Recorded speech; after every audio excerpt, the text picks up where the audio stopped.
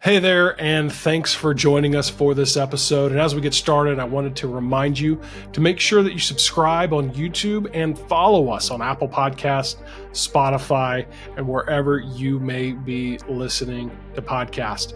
This podcast is sponsored by ServeHQ.church. ServeHQ is a place where you can train your volunteers and leaders online through effective video courses. And really, that's just the beginning. You've probably dealt with that frustration of trying to coordinate meeting times for training, trying to organize materials for helping people learn how to, whatever it may be, do some type of volunteer work or procedure at your church. And it quite honestly can just be really frustrating. Well, ServeHQ simplifies all of that by, again, putting it all online, allowing people to watch it and learn how to do ministry at your church at their pace. You can learn more and start using ServeHQ at www.servehq.church. That's www.servehq.church. Thanks to ServeHQ for sponsoring this episode. Well, now I look forward to presenting the main content of today's episode as we continue to advance a reformation of fellowship, partnership, and gospel hope right here on the Church Advance podcast.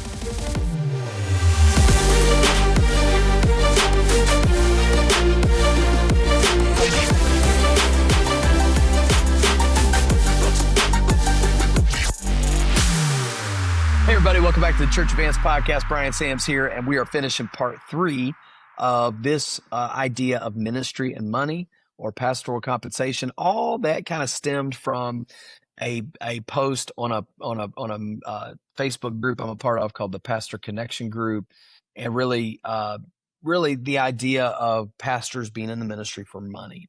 And the original post was if take the money out of ministry and you'll see who is really called, something to that effect. And what I did was I thought a lot about that. Man, I dwelled on it for a little bit. I didn't comment on it. I don't really comment on those groups very often. But I just got to thinking about some of the comments I was seeing, good and bad. And I thought, you know what, let's just go to scripture and let's just think through some of these things. And so what we did the last 2 weeks, if you missed them, go back and catch part 1 and part 2 the last couple of weeks. And that'll catch up to speed with where we are today. And so we were excited about getting you back into that. So Luke, bring us up to speed with where we were real quick. Give us a little review, and then we'll dive right in. Yeah, so like you said, the first episode in this series, we kind of laid the foundation. I'm not going to review every point of that, but in the most recent episode, we dove into some of the theological, some of the bad theology, really, starting with poverty theology is bad, then moving into serving the Lord for filthy lucre is bad, and then also that prostituting the gospel for personal gain, absent of true ministerial intentions, is in fact sinful. And so that was a little more of a theological deep dive into the bad theology surrounding money and the church and pastors and so forth. And before we dive into this next point, which is most pastors will need additional income to fully supply and support their family, let's talk about your book a little bit. Yeah, absolutely, man. Good night. I'm so excited. We have had great response, both from the personal orders of the book. So you can go to briansams.com/rescued and you can get the paper copy right here. This is not for resale. This is the actual proof copy that I had sent to me. Found some things to adjust. Beautiful book design here by my friend Luke. Great, Luke. Thank you for doing that. You did a great job, Luke Clayton. I almost called you Luke Combs. Well, I like both of you, Lukes, to tell you the truth. And both from the same city. But anyways, we're buddies. We on September 23rd, when this book releases, all of you that pre-ordered the copy at briansams.com/rescued will have this mailed to you directly from me. And I'm super excited about that. And then, of course, it's also available on Amazon Kindle. Many churches have been buying bulk copies for different events, different opportunities, or bookstores. And I hope you do the same. Let me know, and I can take care of that for you. Send me an email, preachersams@gmail.com. And I'll be glad to connect with you. You can also look at briansams.com. There's other ways you can get in touch with me. But I just thank the Lord for my family. First of all, I thank the Lord for the story he's given me. And I'm certainly thankful for the means by which he gave me to share the story with all of you. So praise be to God for that. And I can't wait to get it in all of your hands in just a couple of weeks. Yeah, and Brian, like you said too, there is also the small group course that you can order where you get the videos, the handouts, the digital downloads of the PDFs for the handouts, and also a copy of the book for the group leader there. And whether you're getting that or just the book, you can go to briansams.com/rescued and get your copy. All right, Brian. Get out there today. Yep. Yeah, let's do it. And then now let's dive into, back into the content here. And yes, that's this eighth point, which is most pastors will in fact need additional income to fully support their family. Yeah, and here's why. Again, we've talked about this a lot on the podcast, but it's just to bring it up again. Most pastors are serving in a context of a church of around 75 to 100. That's the majority, or less.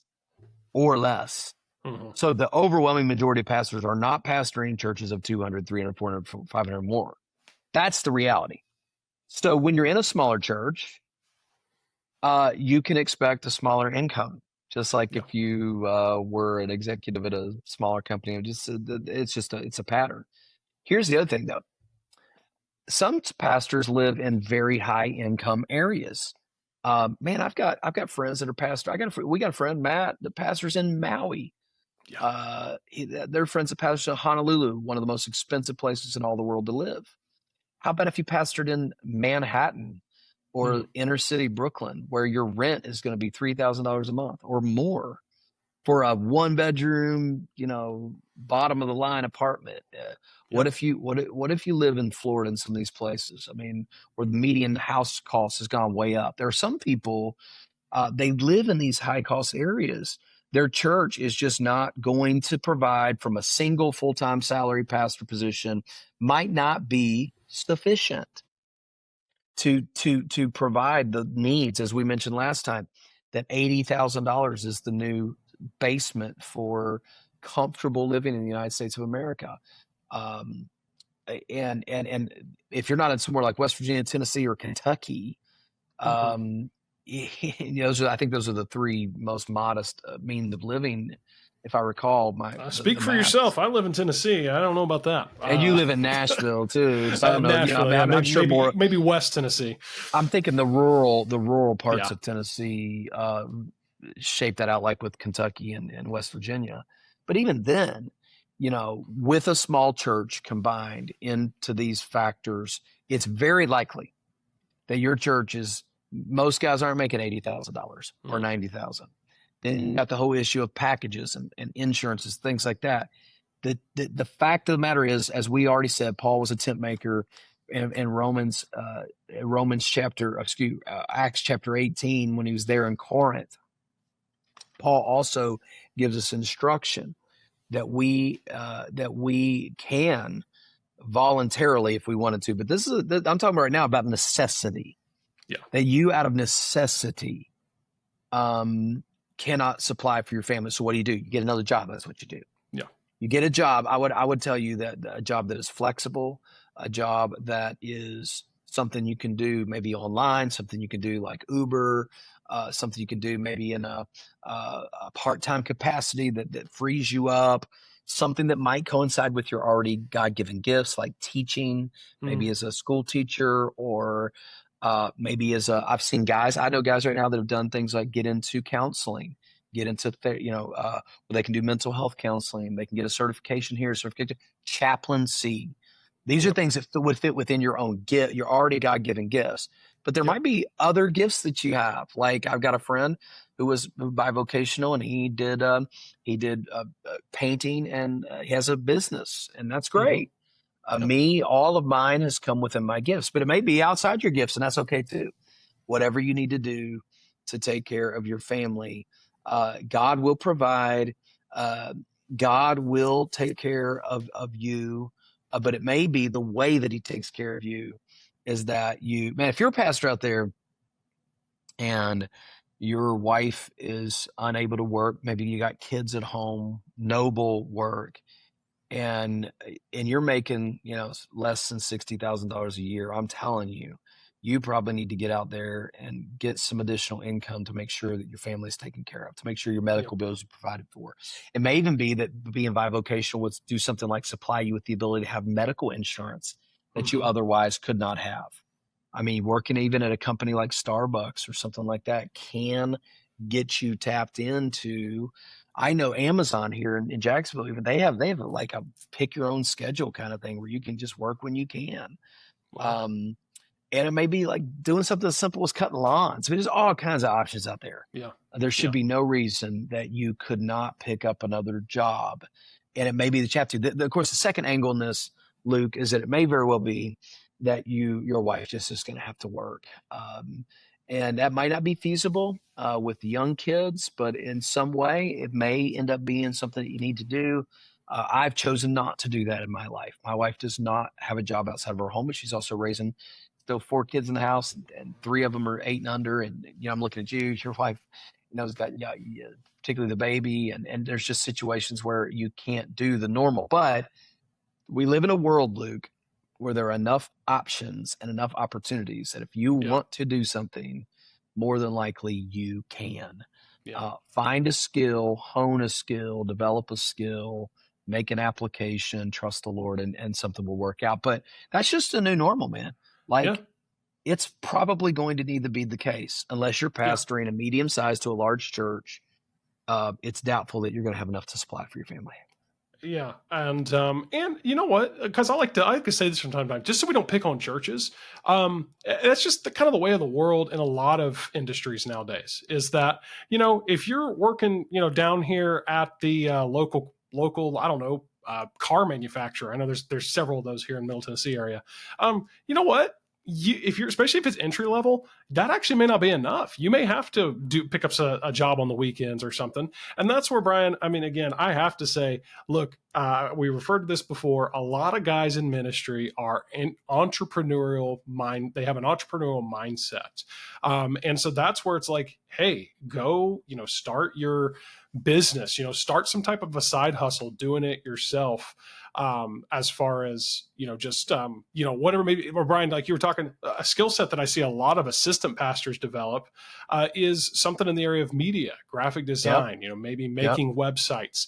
And look, I mean, that's what I do. I don't care, guys. Be my competition. Go out there and start your own. I was actually just talking to a guy the other day. You and I would both know him. He's been mowing lawns. And he said, hey, it's too much. It's how I make my. He works at a church, but he's like, mowing the lawns is just taking too much out of me. I'm cutting back. And I said, hey man, don't you do the design and video work for your church? He said, oh well, yeah. I said, well, why don't you go out there and start finding other buddies in ministry and saying, hey, I'll design your logo, I'll build your your website, I'll make you a quick video, something like that. And seriously, Brian, I'll put this out there. If there's any guys out there listening to this and you're like, where do I begin in that industry in particular, please don't hesitate to reach out to me. Man, that's very, very, very kind of you. And I think that's right, man. And here's the other thing. You call a guy like Luke, and that's a great offer if you're sitting there thinking about just pull the trigger right now. Here's another thought, man. What about just like educating yourself also? Maybe there's an area like, good night. I can't believe the things that you can learn on AI, things you can learn on YouTube, the things that you can just pick up. It may be that a little self-education, taking a little course here, doing something out there that can really, really move you along. There's so much stuff out there to help you learn and to help you grow. Maximize your time, maximize your education space, maximize, what you're going to learn so that you can take care of this. That's a great, great idea, Luke. And there's so many others, but yeah, that might be one that could just really help you. Just a little bit here and there might goes a long way. Man, I love the idea of like delivering for Instacart, Uber groceries, Uber Eats. I know. I mean, man, there's, it flattens out to be not too bad. Go work a couple nights out in the downtown area, give some people some rides, and man, you make the money that you need to make. So there's money to be made out there, but it's not for the lazy and non-motivated. You got to get out there and want to get it done and make it work. So yeah. Yeah, I absolutely. think Because that's you good. got to, like you said, Brian, you got to not just think about those, those basics. Yeah, absolutely. You need to feed your family, clothe your family, have shelter. But you know what? Also think about like, look, I got two daughters, so that means one day I got two weddings to worry about, right? I Yep. mean, you got to think about these things. It's not just provision for now. It's provision for, long term. And also think about yourself and your wife and, your future, retirement, things like that. And that's where, having that extra side income can really come into play. But Brian, we do want to keep this in mind, and not in a blind, stupid faith type of way, but in a very biblical, practical way. Is point number 9. That's that Jesus will supply our needs. Yeah, now that's a promise. Now that's what you can take it to the bank. Philippians 4:19, my God will supply all your needs according to his riches and glory. It's specifically a promise to people who have faithfully given and sacrificed. God knows you're giving. God knows you're sacrificing. You're out there working. You're still serving the Lord. You're still giving. You're tithing. You're being faithful. You can count on that. And the end result of that should be you should not have to worry about this. Do what you can do, of course, but you should not have to worry about it. It's what God says to us in Matthew 6:31-33. Don't worry, saying, what are we going to eat? What are we going to drink? What are we going to wear? Those are the things that pagans run after. Seek first the kingdom of God and his righteousness, and all these things will be added unto you. And of course, you got the basic promise from Psalm 23. The Lord is my shepherd, I shall not want. Yeah. You're not going to lack. Now, he's going to use, as we'll get to, normal means of grace to inform you and give you opportunities, give you the job, give you the wisdom to make good decisions. But all things being considered, at the very end of the day, you can trust your Heavenly Father to meet every need that you have ever had or ever will have. And that's something that you can totally count on. Yeah. And Brian, you're again going back to your book. I mean, that is the story of how God divinely provided. Obviously, yes, adoption is not cheap. And he provided financially, but also just in a sense of you and your wife desiring to have children and raise children. He provided in so many ways, and he will. And the 100%. providence of God is evidential in that. And so, yeah, that's just as we think about all this of, no matter what extreme you're on, you're that rare pastor who's got that amazing job and pastors, voluntarily, or you're on the other side of the spectrum where, you feel like you're, just, that you're about to burn out by the pastoring full time and you've got very little and, how are you going to make ends meet? Jesus will supply and give you exactly what you need. But Yeah, Brian, that's let's true. wrap up the kind of the series here. Which, by the way, this has been cool. It's been a while since we've been able to dive into a real kind of like Yeah, I like it. topical I series like like it. this. It's I been like really, it. it's been great. But yeah, let's kind of wrap things up from a really practical standpoint. We kind of started to touch on this in the last episode, actually, and that is to use normal means of grace to determine salaries and pay structures for your pastors and staff. Yeah, normal means of grace is all the tools God's given you to make good decisions. Everything's a gift of God. Everything's a gift of grace. We use normal means of grace. What that means is we practically implement wisdom, biblical principles, and all the means available to us to make wise decisions based upon how our churches pay our pastors, how our pastors and leaders determine the salaries of staff, etc. What are the common God-given financial stewardship principles that we can use to determine?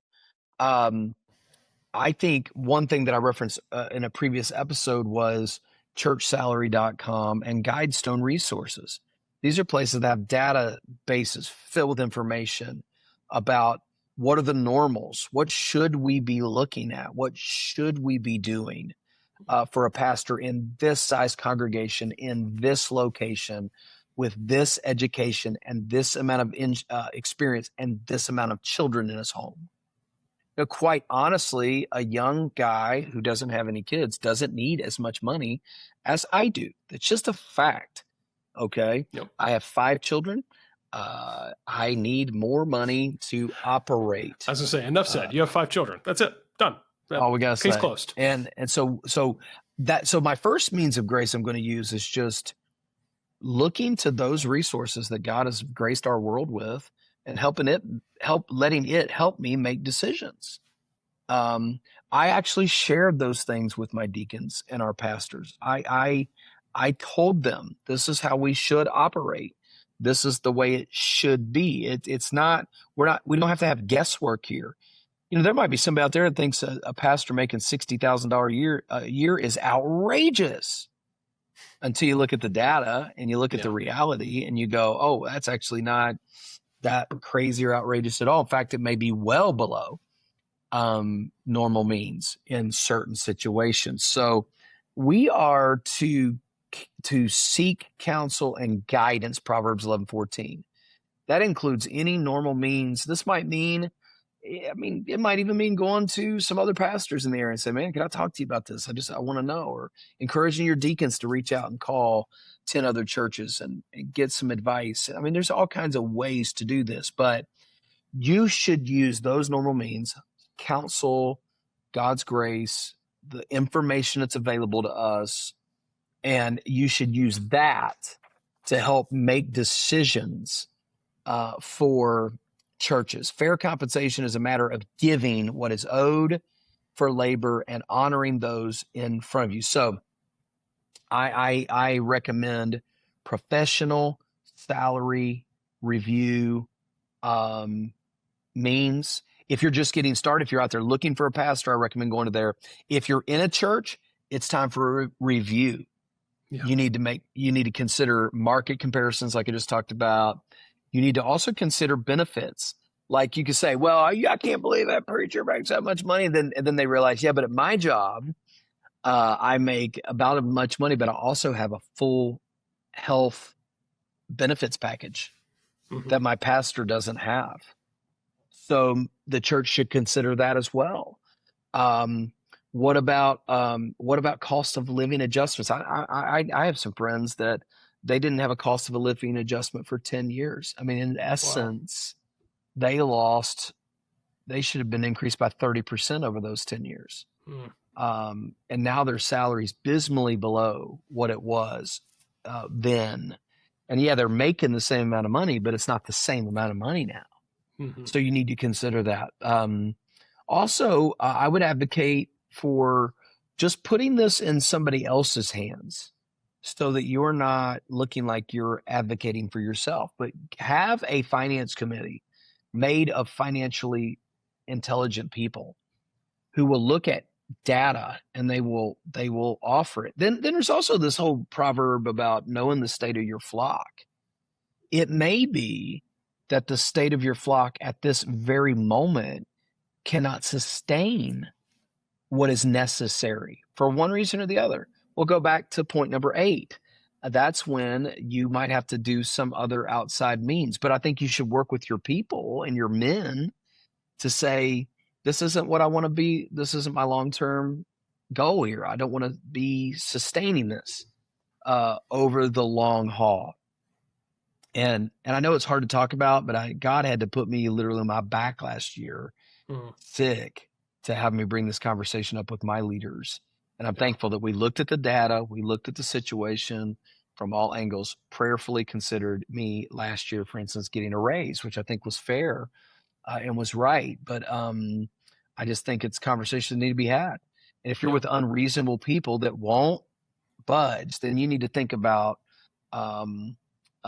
again, if you want to stay there and serve those people, which is well within your right, then you're going to have to resort to number 8 and so on and so forth. Also think as ministries grow, as things happen, that you should be willing to make the appropriate adjustments for your staff and leadership as is possible. And for me as a pastor, I'm going to say to my team, here's what is the normal means, like we talked about. Let's say an assistant pastor in our area makes X amount of dollars. That's what we're going to do. I recognize that might not be enough for you to live and supply all the means for your family. So feel free to go out there and work when you need to and do some other things when you want to. I think that's reasonable for a pastor to be thinking. So we need to use normal means of grace to make decisions about our ministerial compensation. Yeah. And that's the wrap. Kind of conclusion here, really. Support for pastors is biblical. That is financial support. But so is financial integrity and family provision. We should avoid the extremes of poverty as well as over-commercialization of ministry. Trusting God for the wisdom and provision to meet the needs of our lives while we're serving Him. When ministries flourish and compensation can be increased, God is honored by taking care of a pastor. And I would just encourage you to pray for your pastor. Consider the support of their pastor. Have biblical financial practices in your church. If you are a pastor and you are struggling, consider the second job. First of all, consider discussing this with your leadership in a clear, humble way. And I would love even to hear some additional thoughts from our audience, and maybe we could take some questions and even feed maybe a future conversation, because it is a big topic and it is something that people struggle with. And it's something particularly pastors have a hard time even talking about because they feel selfish when they do. And so that's why we brought it up on the podcast. Luke, what's your final word here? Yeah, I mean, I think we've been pretty thorough. I think this is really helpful for so many guys, because I dare say, Brian, that I'd probably say the vast majority of guys listening are struggling with this in one way or another. Like I said, it might be on one of the extremes or whatever. But I think the hope beyond, hey, God's going to supply, is there's no shame in desiring to provide for your family. Because I also believe that we're not talking to guys who are the filthy lucre guys. We're talking to guys who are just, they want to serve, they're called to serve, but they have needs. And so again, like Brian said, approach your leadership, but also don't be afraid to go out and seek that extra income. And you can do it in a way that really, Brian, like we kind of said, might just complement what you're already doing there in ministry. So all good things here. It's been I've really enjoyed kind of having another series to dive in. It's been a little while since we've done this, so it's been really good. Awesome, guys. Give us your feedback see the show notes, and maybe we'll link to churchsalary.com as well as Guidestone so people can see some of the things we're talking about. And if you've got any questions about it, let us know. God bless you guys. Have a great day. See you next time on the Church Advance Podcast.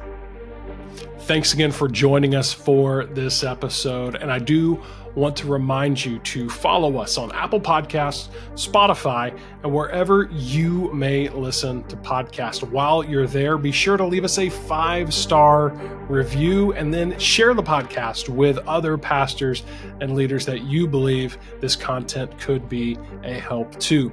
You can also subscribe to our YouTube channel, where we'd really appreciate it if you'd like this video, and then also share a comment with any thoughts, feedback, or questions you may have. We may just be able to answer those in a future episode. Well, I want to thank you again for joining us as we continue to advance a reformation of fellowship, partnership, and gospel hope amongst Bible-believing pastors and churches. And we'll see you next time right here on the Church Advance Podcast.